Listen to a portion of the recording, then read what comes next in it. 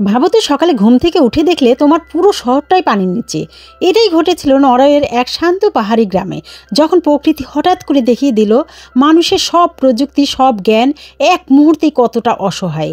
আজ আমি এক্সপ্লেন করব দ্য ওয়েব 2015 এক সত্য ঘটনার অনুপ্রেরণায় তৈরি এক এমন মুভি যেখানে ভালোবাসা, ত্যাগ আর বাঁচার লড়াই মিশে গেছে প্রকৃতির ভয়ঙ্কর রূপের সাথে। তো চলো দেখি কিভাবে এক নর্মাল দিন পরিণত হলো নরওয়ের ইতিহাসে সবচেয়ে ভয়ঙ্কর দুঃস্বপ্নে।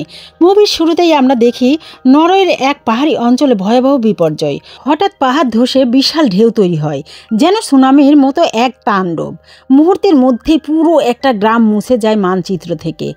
এই ভয়াবহ ঘটনার পর ওই অঞ্চলকে ধ্বংসপ্রবণ এলাকা ঘোষণা করা হয়, কারণ বিজ্ঞানীদের ধারণা সেখানে আবারও বড় ধরনের সুনামি আসতে পারে। এরপর গল্পে আমরা পরিচিত হই ক্রিস নামের এক জিওলজিস্টের সঙ্গে। ক্রিস তার স্ত্রী ইডুন, ছেলে সন্দ্রে আর ছোট মেয়ে জুলিয়াকে নিয়ে এক ছোট্ট পাহাড়ি গ্রামে থাকে। চারদিক ঘেরা পর্বত, পাশে গভীর সমুদ্র, দেখতে স্বপ্নের মতো শান্ত, কিন্তু ভেতরে লুকিয়ে আছে এক ভয়ঙ্কর বিপদ। সেদিন ক্রিসের চাকরির শেষ দিন, তারা নতুন জায়গায় শিফট করার প্রস্তুতি নিচ্ছে। তবে ইডুন তখনই যেতে পারছে না, কারণ সে স্থানীয় একটা হোটেলে কাজ করে। সে পরে ওদের সঙ্গে যোগ দেবে। অফিসে এসে ক্রিস তার সহকর্মীদের সঙ্গে দেখা করে, বস আরবিট আর কলিগ মার্গট, জেকব আর জর্জ। ওরা সবাই মিলে পাহাড়গুলোর মুভমেন্ট মনিটর করছিল, কারণ একটাতে বিশাল একটা ফাটল দেখা গেছে। পাহাড়ের বিভিন্ন জায়গায় সেন্সর লাগানো, যাতে সামান্য নড়াচড়াও সঙ্গে সঙ্গে ধরা পড়ে। সেদিন সবাই মিলে ক্রিসের জন্য ছোট একটা ফেয়ারওয়েল পার্টিও দেয়, কিন্তু পার্টি শেষ হওয়ার পরই ক্রিস জানতে পারে 4 নম্বর আর 5 নম্বর সেন্সর হঠাৎ কাজ করা বন্ধ করে দিয়েছে। সে মনিটর খুলে দেখে সিগন্যাল ক্রমাগত উঠানামা করছে, মানে পাহাড়ে কিছু একটা গড়বড় হচ্ছে। ক্রিস চিন্তিত হলেও তার বস বিষয়টা হালকাভাবে নেয়। সে বলে, চিন্তার কিছু নেই, আমরা সামলে নেব। কিন্তু ক্রিসের মনে অজানা ভয় কাজ করতে থাকে। বাড়ি ফিরে সবাই প্যাকিং শুরু করলেও ক্রিসের মাথা থেকে সেন্সরের বিষয়টা কিছুতেই যাচ্ছে না। তাই সে ল্যাপটপ খুলে ডেটা পরীক্ষা করতে থাকে। বারবার তার মনে হয় কিছু একটা খারাপ হতে চলেছে। এরপর সে সন্তানদের নিয়ে বেরিয়ে পড়ে নতুন শহরের পথে, আর ইডুন নিজের নাইট শিফটের জন্য হোটেলে যায়। কিন্তু রাস্তায় যাওয়ার পর ক্রিসের চোখ পড়ে পাহাড়ের দিকে। সে দেখে ফাটলটা আরও বড় হয়েছে। এক মুহূর্ত দেরি না করে ক্রিস গাড়ি ঘুরিয়ে আবার ফিরে যায় অফিসে। বাচ্চাদের বলে গাড়িতে অপেক্ষা করতে, আর নিজে দৌড়ে যায় সহকর্মীদের কাছে, তাদের সঙ্গে আলোচনা করে।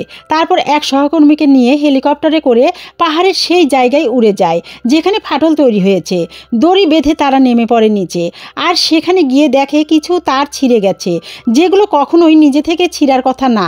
এটা দেখে ক্রিসের ভয় আরও বেড়ে যায়। সে সবাইকে সতর্ক করতে চায়, বারবার বলে এখনই পদক্ষেপ না নিলে ভয়াবহ সুনামি হবে।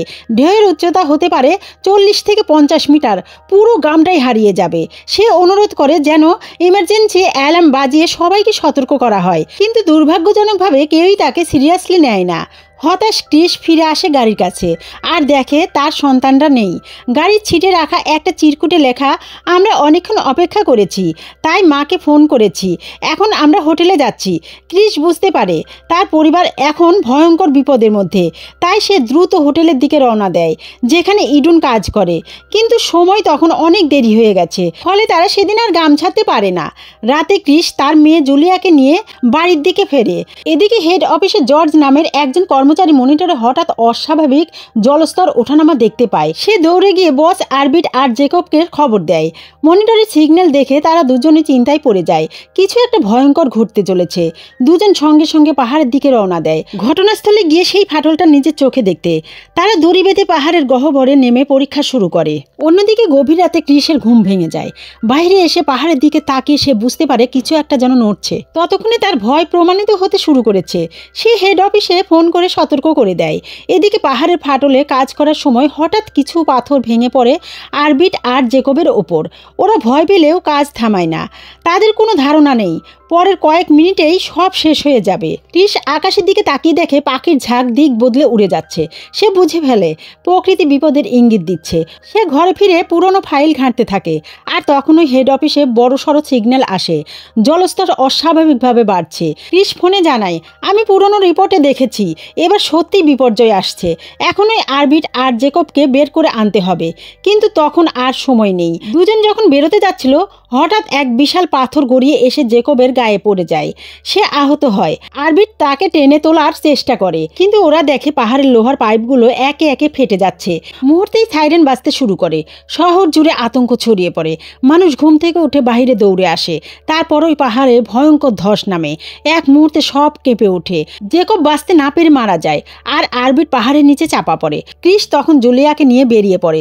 অন্যদিকে হোটেলে থাকা ইডুন সাইরেনের শব্দ শুনেই বুঝে যায় এটাই সেই বিপর্যয়, সুনামি আসছে। সে এক মুহূর্ত সময় নষ্ট না করে সহকর্মীদের নিয়ে হোটেলের প্রতিটি ঘরে গিয়ে দরজায় ধাক্কা দেয়, সবাইকে বের করে আনে।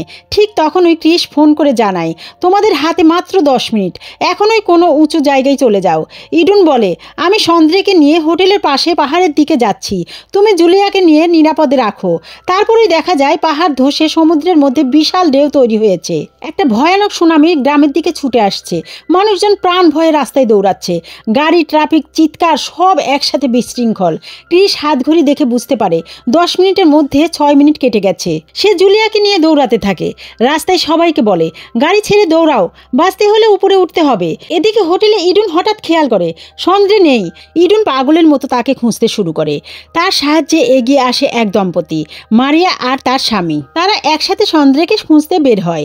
ওদিকে ক্রিস ঘড়িতে দেখে মাত্র 56 সেকেন্ড বাকি। সে জুলিয়াকে কোলে নিয়ে দৌড়াতে দৌড়াতে দেখে তার এক প্রতিবেশী মহিলা দুটো গাড়ির মাঝে আটকে আছে। ক্রিস দ্বিধা না করে মেয়েকে সেই মহিলার কোলে পাঠিয়ে দেয়, আর নিজে ফিরে গিয়ে আটকে থাকা মহিলাকে সাহায্য করতে যায়। গাড়ি সরিয়ে তাকে বের করে আনতে পারলেও ঠিক তখন ওই সময় ফুরিয়ে যায়। এক বিশাল ঢেউ গ্রামের দিকে আছড়ে পড়ে। ক্রিস কোনো উপায় না দেখে মহিলাকে নিয়ে একটি গাড়ির ভেতরে ঢুকে পড়ে। এক মুহূর্তের মধ্যেই সেই বিশাল ঢেউ গাড়িগুলোর উপর আছড়ে পড়ে, সব কিছু ভেসে যায়। অন্যদিকে ইডুন, সন্দ্রে আর সেই বয়স্ক দম্পতি হোটেলের বাহিরে বেরিয়ে দেখে বিপুলাকার ঢেউ সোজা তাদের দিকেই আসছে। কোনো রাস্তা নেই, তাই সবাই আবার হোটেলের ভেতরে দৌড়ে যায়। ঢেউ এসে হোটেলে আছড়ে পড়ে। সবাই প্রাণ বাঁচাতে ছুটে বেসমেন্টের দিকে নেমে যায়, কিন্তু দরজায় ঢোকার আগেই মারিয়া জলে ভেসে যায়। ইডুন কোনোভাবে দরজা বন্ধ করে দেয়, আর সঙ্গে সঙ্গেই বিদ্যুৎ সংযোগ বিচ্ছিন্ন হয়ে যায়। অন্ধকার, ঠান্ডা আর বাহিরে থেকে পানির গর্জন, সবাই জানে এটাই হয়তো তাদের শেষ রাত। ওদিকে ক্রিসের জ্ঞান ফিরলে আমরা দেখি তার পাশে থাকা প্রতিবেশী মহিলা মারা গেছে। চারপাশে শুধু ধ্বংসস্তূপ, গাড়ি উল্টে আছে, গাছ ভাঙা, সব জায়গায় শুধু জল আর ধ্বংস। নিজের চেনা শহরটা আজ তার কাছে একদম অচেনা মনে হয়। তার চোখে শুধু একটাই লক্ষ্য, জুলিয়াকে খুঁজে বের করা। সে উঁচু জায়গার দিকে উঠতে থাকে, আর কিছুক্ষণ পর অবশেষে তার মেয়েকে খুঁজে পায়। ভয়ে কাঁপতে থাকা ছোট্ট জুলিয়া বেঁচে আছে। ক্রিস তাকে বুকে টেনে নেয়, কিন্তু প্রতিবেশী মহিলার মৃত্যুর খবর শুনে মুহূর্তেই তার মুখে ছায়া নেমে আসে। এরই মধ্যে ক্রিস এক লোকের হাতে মোবাইল দেখে তার কাছ থেকে ফোন চায় ইডুন ও সন্দ্রের খোঁজ নিতে। সে জানে ওরা যে বাসে ছিল সেটা এখনও আসেনি, কিন্তু ওপাশ থেকে কোনো খবর না পেয়ে তার উদ্বেগ আরও বাড়তে থাকে। ছোট্ট জুলিয়াকে সে আশেপাশের এক নিরাপদ ব্যক্তির কাছে রেখে নিজে বেরিয়ে পড়ে বাসের সন্ধানে। এদিকে হোটেলের বেসমেন্টে আটকে আছে ইডুন, সন্দ্রে আর সেই বয়স্ক দম্পতি। ইডুন একটা এমার্জেন্সি লাইট জ্বালিয়ে চারপাশ দেখে বুঝে যায় এখানে বেশিক্ষণ থাকলে তারা সবাই ডুবে যাবে। সে ভেন্টিলেশনের পাইপ দিয়ে বের হওয়ার চেষ্টা করে, কিন্তু জায়গাটা এতই সরু যে কেউই সেখানে ঢুকতে পারবে না। পানি উঠতেই থাকে, তাই তারা সবাই নিজেদের পোশাক খুলে দরজার ফাঁকে গুজে দেয়, যেন কিছুটা সময়ের জন্য পানি আটকানো যায়। এই সময় সেই দম্পতির স্বামী, মারিয়ার স্বামী, অদ্ভুত আচরণ করতে শুরু করে। সে সন্দ্রের উপর চিৎকার করে বলে, তোর জন্যই আমার স্ত্রী মরে গেছে, তোর জন্যই আমরা দেরি করেছি। আসলে চোখের সামনে নিজের স্ত্রীকে জলে ভেসে যেতে দেখে আর মৃত্যুর ভয় ঘনিয়ে আসতে দেখে সে মানসিকভাবে ভেঙে পড়েছে। অন্যদিকে ক্রিস একটা ছোট্ট নৌকা নিয়ে ভেসে পড়েছে বিশাল জলরাশির মধ্যে। অন্ধকার পানির মধ্যে ভেসে থাকতে থাকতে অবশেষে সে দেখতে পায় একটা বাস, ঠিক সেই বাসটাই যেখানে ইডুন আর সন্দ্রে থাকার কথা ছিল।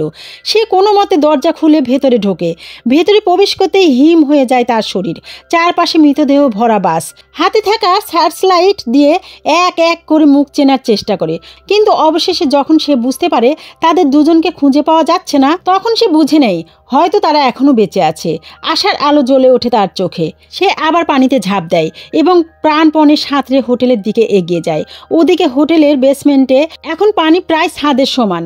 তারা মরিয়া হয়ে দরজা খুলতে চায়, কিন্তু বাহির থেকে ধসে পড়া শিলার দরজার সামনে আটকে আছে। যতই ধাক্কা দেয় দরজা খুলছে না। প্রতিটি সেকেন্ড যেন তাদের মৃত্যুর কাউন্টডাউন করছে। এরই মধ্যে দেখা যায় ফিলিপ অর্থাৎ মৃত মারিয়ার স্বামী মানসিকভাবে ভেঙে পড়ে এবং নিজের জীবন বাঁচানোর মরিয়া চেষ্টায় ইডুন ও সন্দ্রের ওপর হামলা চালায়। সে জলে সন্দ্রেকে ডুবিয়ে মারার চেষ্টা করতে থাকে। পরিস্থিতি এতটাই ভয়াবহ হয়ে ওঠে যে ইডুন বাধ্য হয়ে আত্মরক্ষায় ফিলিপকে জলের নিচে চেপে ধরে। তীব্র হাতাহাতির পর ফিলিপের মৃত্যু হয়। এই ঘটনার পর ইডুন অপরাধবোধে কেঁদে ফেলে। সে বাঁচতে চেয়েছিল, কিন্তু এর বিনিময়ে একটা প্রাণ চলে গেল। এদিকে ক্রিস হোটেলের ভেতরে প্রবেশ করে মরিয়া হয়ে স্ত্রী ও ছেলেকে খুঁজতে থাকে।